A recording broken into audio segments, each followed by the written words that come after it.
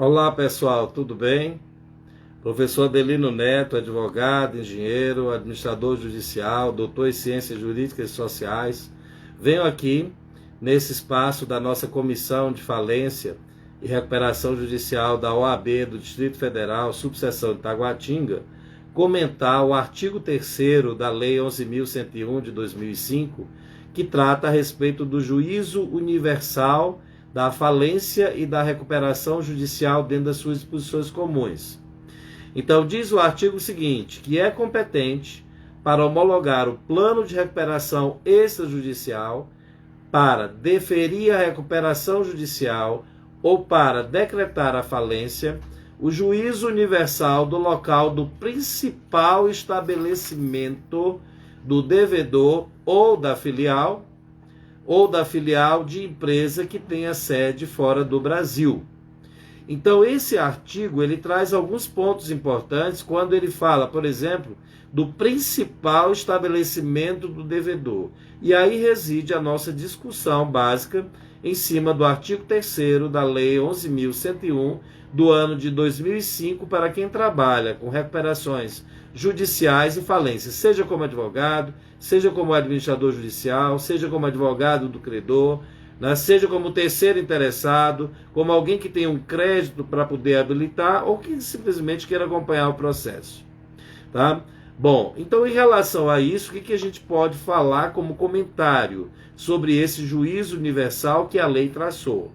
Bom, o direito brasileiro ele é bastante tradicional e uma dessas suas tradições é exatamente sempre fixar o fórum de onde a discussão vai ser tratada. No nosso caso aqui seria o foco da falência e da recuperação, que seria o local onde se situa o principal estabelecimento comercial do devedor, como diz o artigo.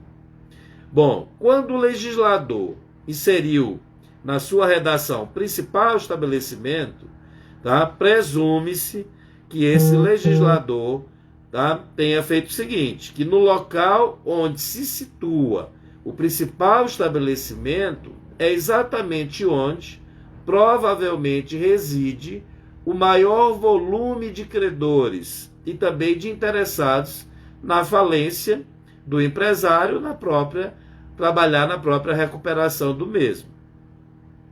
Tá? Então, em relação a isso, é apropriado e mais eficiente para apuração do ativo, liquidação do passivo, no caso da falência, exatamente onde a gente tem o maior volume de credores. Já houve uma discussão muito grande se era sede, tá? Que é a parte administrativa, existem várias correntes que discutem isso, fazem as colocações, nós somos defensores do principal local de negócios, onde possa existir também o maior volume de credores. Entendimento diverso poderia, por exemplo, propiciar fraudes, uma vez que bastaria uma sociedade empresária em dificuldades, por exemplo, econômicas e financeiras, alterar sua sede no contrato social para deslocar o fórum competente relativo à decretação de sua falência. Tá?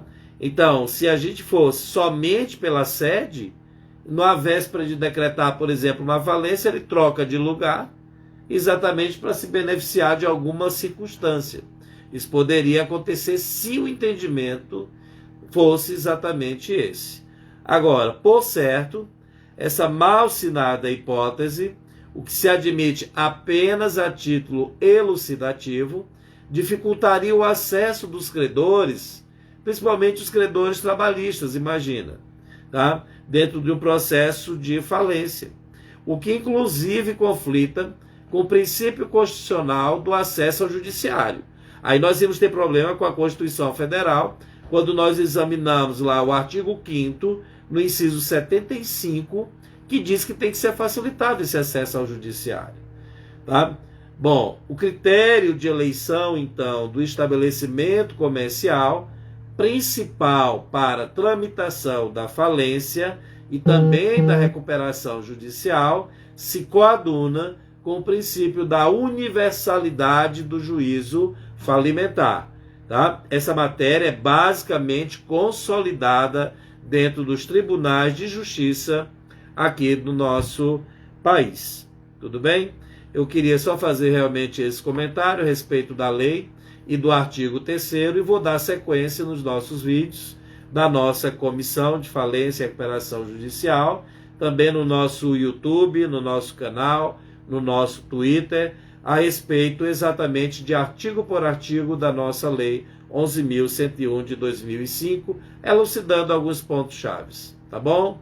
Muito obrigado, até o próximo.